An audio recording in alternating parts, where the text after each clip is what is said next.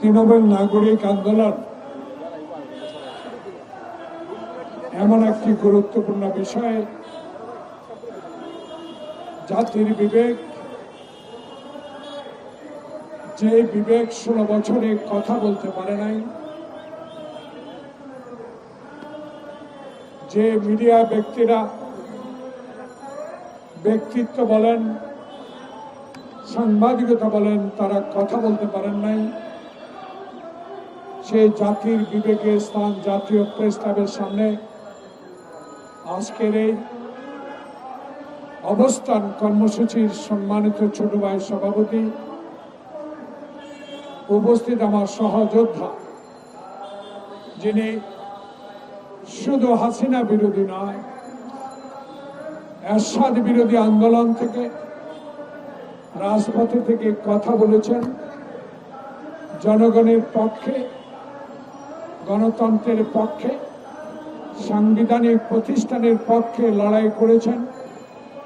সেই লড়াইয়ে যিনি একটু পিছপা হন নাই, যিনি সকল ক্ষেত্রে আমাদের মতো কর্মী বান্ধব বাংলাদেশ জাতীয়তাবাদী দলকে সুসংগঠিত করেছেন, আন্দোলনে আমাদেরকে প্রেরণা দিয়েছেন, প্রেরণা জুগিয়েছেন, সেই ব্যক্তিত্ব বাংলাদেশ জাতীয়তাবাদী দলের যুগ্ম মহাসচিব আব্দুল সালাম, উপস্থিত জাতীয় নেতৃবৃন্দ, প্রিয় ভাইরা, আসসালামু আলাইকুম। বিষয়টা কেমন যেন হলো, গ্রেপ্তারের পরপরই উত্তরা থেকে একজন প্রাক্তন প্রধান নির্বাচন কমিশনকে গ্রেপ্তার করা হল। আমি আইন শৃঙ্খলা বাহিনীকে গতকালকের এই প্রশংসিত যে কাজটি করেছেন তৃণমূল নাগরিক পক্ষ থেকে, বাংলাদেশের 71 সালের একজন যোদ্ধা হিসাবে আপনাদেরকে স্বাগত জানাই। বিষয়টি গভীর রাতে আরো দেখতে পেয়েছি, আরেকজন আউয়াল সাহেবকেও গ্রেপ্তার করা হয়েছে। আমি তাতেও আইনের হাতে, আইন প্রয়োগকারী সংস্থার হাতে যারা গ্রেপ্তার হয়েছেন, আমার বিশ্বাস একজন রাজনৈতিক কর্মী হিসাবে আইনের আওতায় তাদের বিচার হবে। সেই বিচার আল্লাহ পাক এবং বিচারকরাই জানেন। তাই আজকে আরেকজনও বাকি আছে। প্রিয় বন্ধুগণ, শুধু বাকি থেকে গ্রেপ্তার নয়, যারা আমার দেশের ভোটাধিকারকে, আমাদের ভোটের প্রয়োগকে, ভোটের দিনকে, ভোটে যাওয়ার পথকে রুদ্ধ করে দিয়েছিল, এই 3 জনের সাথে যারা সহকারী হিসাবে ছিলেন, তাদেরকেও আইনের আওতায় আনতে হবে। তাই এই তৃণমূল নাগরিক আন্দোলনে আজকের এই শুধু তাকিয়ে দেখেন, এটি বড় বৃহত্তম রাজনৈতিক দল নয়, কিন্তু বাংলাদেশ জাতীয়তাবাদী কৃষক দলের একজন সংগ্রামী নেতা হিসেবে আজকে আপনাদের সামনে যতটুকু পেরেছে আমাদের মনোভাব, গতকালকের গ্রেপ্তার, আগামীতে মামলার আসামিদেরকে গ্রেপ্তারের জন্য যে অনুভূতি, যে সমর্থন আজকে জাতির এই প্রেস ক্লাবের সামনে দিয়েছে, সেজন্য লিটনকে ধন্যবাদ জানাতে হয়। প্রিয় বন্ধুগণ, আমার বক্তব্য স্পষ্ট। অতীতে এখান থেকে অনেক কথা বলেছি, আওয়ামী আমলে অনেক কথা বলার চেষ্টা করেছি। আমার সামনে অনেক আমার ছোট ভাই, আমার সন্তানের মতো বয়স অনেক সাংবাদিক এখানে উপস্থিত আছেন, যাদেরকে দুর্দিনে পেয়েছি,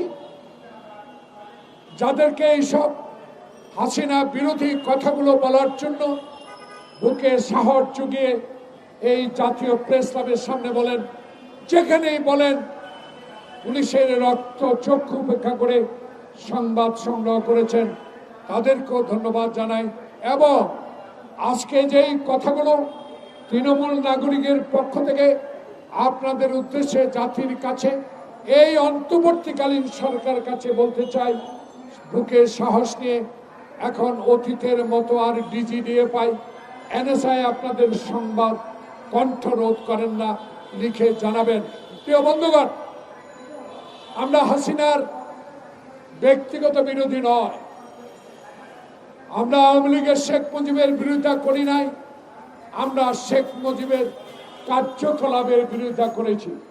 সেদিন যদি শেখ মুজিবুর রহমান পাকিস্তানের সাথে আতাত না করতেন, ইয়াহিয়ার সাথে ভুট্টোর সাথে আলোচনার নামে বাংলাদেশে যে অত্যাচার অবিচার, যে রাতের অন্ধকারে আক্রমণ চালিয়েছিল, সেদিন কিন্তু এই আক্রমণ এবং নৃশংস হত্যাকাণ্ডটা সংঘটিত হতো না।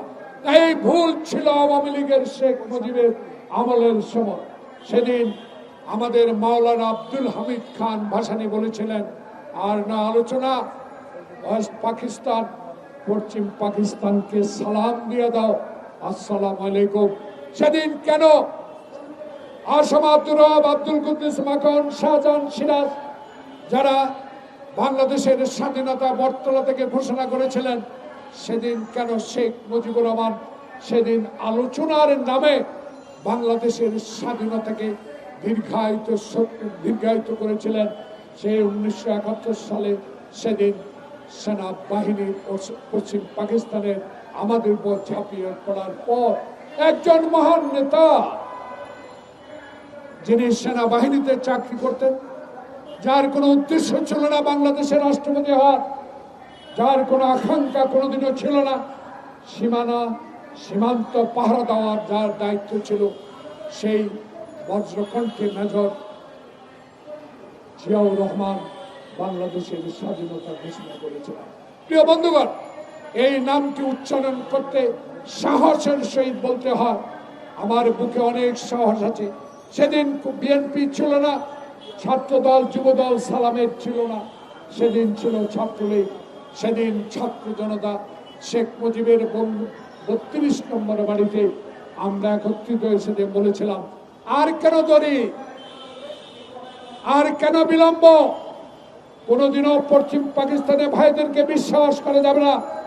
এরা চায় পূর্ব পাকিস্তানের 6 কোটি লোককে তারা শাসন করবে, শোষণ করবে। সেদিন আমাদের কথা উনি শুনলেন না।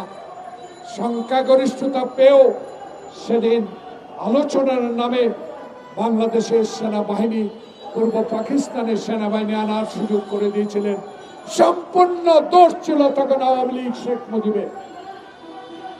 আজকে এই কথাগুলো বলা এই জন্য, প্রেসিডেন্ট জিয়াউর রহমান বাংলাদেশে যখন 75-এর পরবর্তীতে ক্ষমতা আসলেন, ক্ষমতা গ্রহণ করলেন, উনি নিজে নয়, এমন এক ব্যক্তিকে ক্ষমতায় বসানো হয়েছে সিপাহী জনতার বিপ্লবের মধ্যে দিয়ে, যেই জনতা ট্যাঙ্কের উপরে দাঁড়িয়ে সিপাহীদের সাথে স্লোগান দিয়েছিল, জিয়া তুমি মরো নাই, জিয়া তুমি বাংলাদেশে আছো, জিয়া তোমাকে আমরা চাই।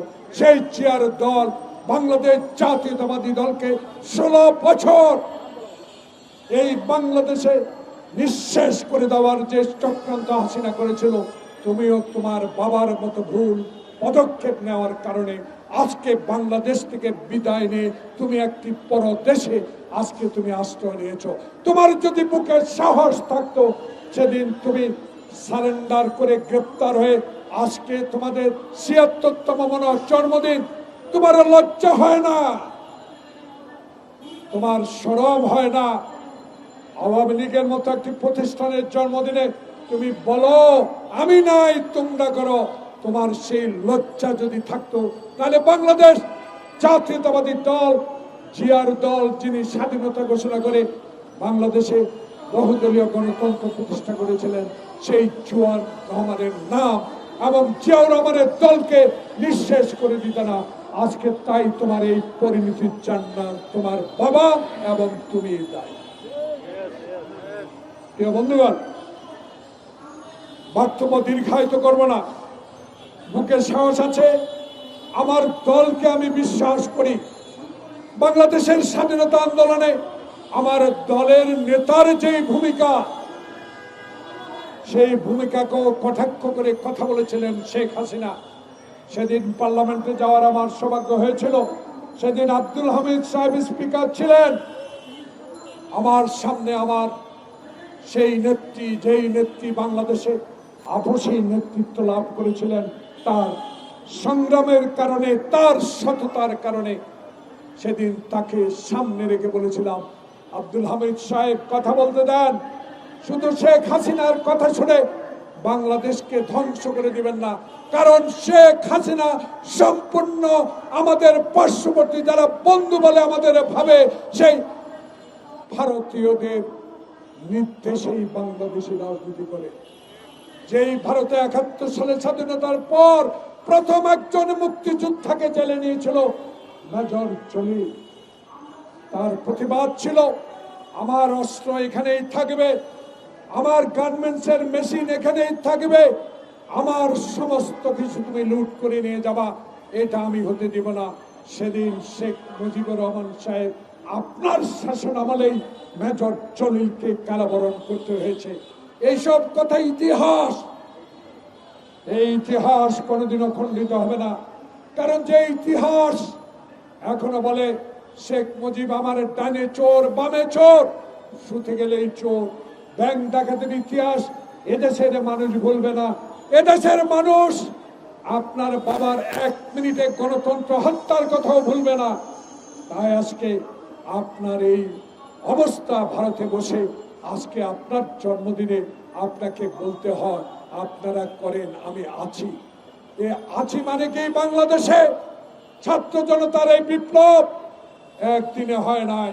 16 বছর 10,000 মাইল দূরে থেকে আমাদের প্রিয় নেতা তারেক রহমান যে নির্দেশ দিয়ে সংগঠনকে শক্তিশালী করে রাজপথে আন্দোলন করে রক্ত ছড়েছে, আয়না ঘরে ছিল, ডিবি অফিসে নির্যাতিত হয়েছে, হাঁটু পানিতে দাঁড়িয়ে রাত কাটিয়েছে, এক জেলা থেকে অন্য জেলা গিয়ে রিক্সা চালিয়ে জীবন ধারণ করেছে, মার মৃত্যুতে জানাজা পড়তে আসতে পারে নাই।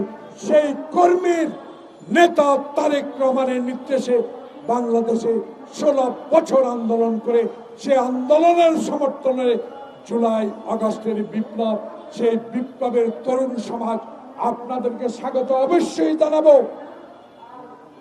অবশ্যই আপনাদের রাজনীতি ক্ষেত্রে এসে মানুষের সেবা করার অধিকার আপনার আছে, কিন্তু এই অধিকার আপনাকে আমরা দিতে চাই না। যারা আমরা 16 বছরে আয়না ঘরে, 16 বছরের রাস্তায় নিপীড়িত হয়েছি, তাদের বিরুদ্ধে কথা বলা মানে জনগণ থেকে আপনি বিচ্ছিন্ন হয়ে পড়া। তাই আপনারা রাজনীতি করুন, আমাদের কোনো আপত্তি নাই।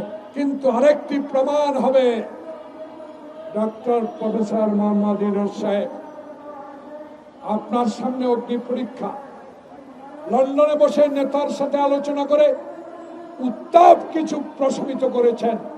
ফেব্রুয়ারিতে নির্বাচন হোক, সকলেই আমরা চাই। সেই নির্বাচনের ফাঁকে যদি আবার কোনো ষড়যন্ত্র নিহিত থাকে, আবার কোনো প্রেতাত্মারা যদি আপনার কানের কাছে গুনগুন করে ষড়যন্ত্র করে এই নির্বাচনকে বানচাল করার হীন প্রচেষ্টা করে, আমরা রুখে দিব, রুখে দাঁড়াবো।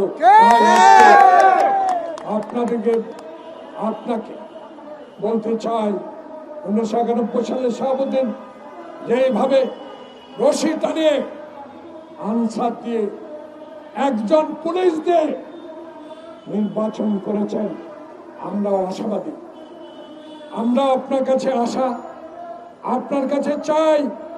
বাংলাদেশের তারেক রহমান বলেছে, আমি আমার প্রজন্মে যারা 14 সাল থেকে ভোটার হয়েছেন, তারা একদিনও ভোট কেন্দ্রে যেতে পারেন নাই, আমি সেই ভোটারদের ভোট দেওয়ার অধিকার ফেরত চাই। আমি মৃত ব্যক্তির ভোট চাই না, আমি দিনের ভোট দিনে হোক, আমি রাতে চাই না। আমি 14 সালে 154 জন বিনা প্রতিদ্বন্দ্বিতা নির্বাচিত হোক, এই নির্বাচন আমি চাই না। আমি জোর করে হুন্ডা গুন্ডা দিয়ে আমি বাংলাদেশের সরকার গঠন করতে চাই না। আমি সরকার গঠন করতে চাই 91 শাহাবুদ্দিনের মতো একটা সুষ্ঠু ভোটের মাধ্যমে। আমার ভোট আমি দিব, যাকে ইচ্ছা তাকে দিব। এর মাধ্যমে যদি আমি সংখ্যাগরিষ্ঠতা পাই আমি সরকার গঠন করব, ক্ষমতা না, সেই সরকার গঠিত হবে 16 বছর যারা আমার সাথে রাজপথে হাসিনার বিরুদ্ধে লড়াই করেছেন তাদেরকে নিয়ে। তাই আজকে আপনাদের কাছে তৃণমূল নাগরিক শুধু আন্দোলন করে খবরদারি করবেন চলবে না, চাঁদাবাজি করবেন চলবে না, মানুষের জমি দখল করবেন চলবে না। সরকার গঠন করলে আমি রক্ত দিয়েছি, পুলিশের সাথে লড়াই করেছি, তাই বলে হাসিনার মতো, হাসিনার আওয়ামী লীগের মতো ব্যবহার করবেন সরকার গঠন করলে, তা কখনো হতে দেওয়া যাবে না, হতে পারবেও না। তাই নেতা কর্মী, আমার নেতা তারেক রহমানের নির্দেশ মতে আসুন, আগামী ফেব্রুয়ারি একটি সুষ্ঠু নির্বাচনের মাধ্যমে জনগণকে বাছাই করতে দেন কারা সরকার গঠন করবে, কারা নিরপেক্ষ ভোটে এই দেশে ক্ষমতা বা সরকার গঠন করবে, তাদের উপরে ছেড়ে দেন। জোর করে কেউ আর ক্ষমতা দখল করতে পারবেন না, তার প্রমাণ গতকালকের দুজন প্রধান নির্বাচন কমিশনের গ্রেফতার। তাই নির্বাচন কমিশন সাংবিধানিক প্রতিষ্ঠান, অতীতে হাসিনা কাজ করতে দেয় নাই, তার ফল কি? জেলখানা। তার ফল কি? মামলা। তাই আপনাকে উদ্দেশ্য করে বলতে চাই, এখন হাসিনা নাই, এরশাদ নাই, এখন হারুন বিপ্লব নাই, এখন বাংলাদেশে আছে ডক্টর প্রফেসর মোহাম্মদ ইউনূসের মতো একজন সজ্জন ব্যক্তি, যে ব্যক্তিদের অধীনে একটি নিরপেক্ষ নির্বাচন অনুষ্ঠিত হয়ে দেশে বিপ্লবের সাথে যে দল সহযোগিতা করে বিপ্লবকে সফল করেছে, সেই দলে এবং সেই সংগ্রামী দলগুলো নিয়ে আগামীতে একটি সুষ্ঠু নির্বাচন হবে। এনসিপির উদ্দেশ্যে আমি একটি কথা বলে আমার বক্তব্য শেষ করি। আপনারা কি চেয়েছেন আপনাদের মার্কা আমার জানার বিষয়, কিন্তু পত্রিকায় দেখেছি দয়া করে সরকার, নির্বাচন কমিশন এমন কিছু করবেন না যেটা বিতর্কিত হয়ে পড়ে, তাহলে বিতর্কই নির্বাচনের সমস্যা তৈরি করতে পারে। সবাইকে ধন্যবাদ। আসসালামু আলাইকুম।